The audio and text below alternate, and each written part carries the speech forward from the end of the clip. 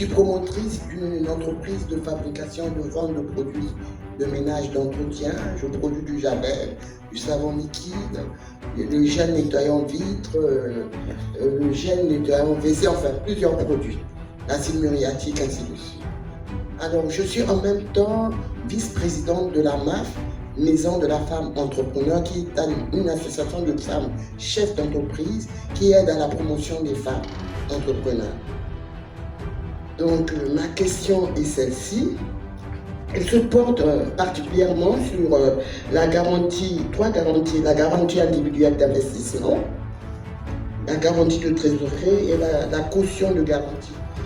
Vous avez dit qu'elle s'était couverte à 50%. À 50%, par rapport aux besoins qu'on a, quoi. D'accord? Et je voudrais savoir les autres 50%. Ce que j'ai compris, c'est que c'est le porteur de projet qui complète le reste. Bon, ici j'ai une petite remarque.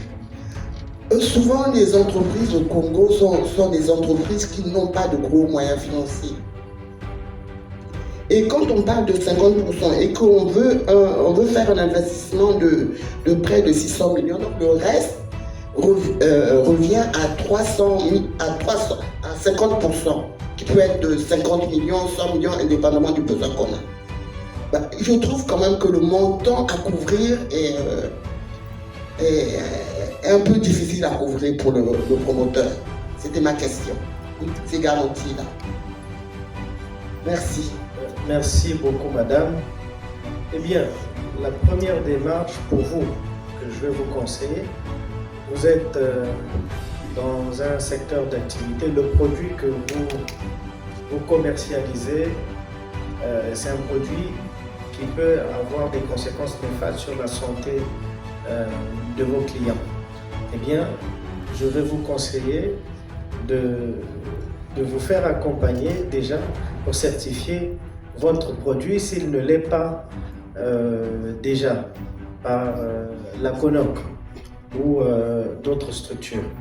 Parce que c'est important, avant de commercialiser ces produits-là, on le rappelle, pour des besoins de respect des normes et des standards internationaux, que vos produits soient certifiés. Tenons compte de la sensibilité et de l'impact que ce produit peut avoir. Nous avons parlé, votre question elle est normale, mais nous avons parlé de deux types d'interventions dans la garantie. Pour les porteurs de projets, les startups, nous couvrons le risque jusqu'à 80%. Parce que, pourquoi?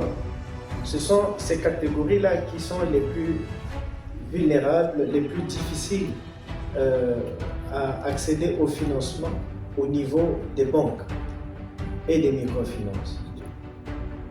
Pour ce qui est des garanties individuelles dont vous évoquez, elles concernent particulièrement les PME existantes qui ont déjà une historique bancaire.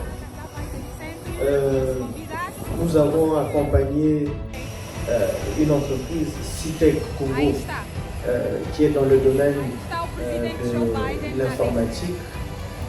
Ils avaient un besoin de 150 millions. Mais Citec, c'est un chiffre d'affaires de 500 millions, c'est 1 milliard l'année.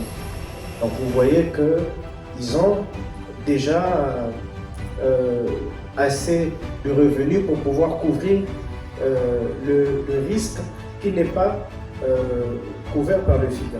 Mais au-delà, nous avons déployé par exemple le programme avec l'UNOC qui en plus des 50% permet le cautionnement mutuel qui couvre 10% en plus. Donc il y a 60% qui est couvert.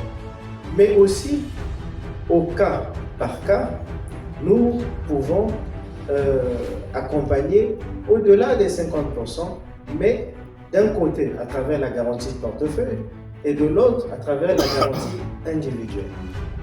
Donc voilà un peu la réponse que nous pouvons vous apporter. Merci. Le suivant.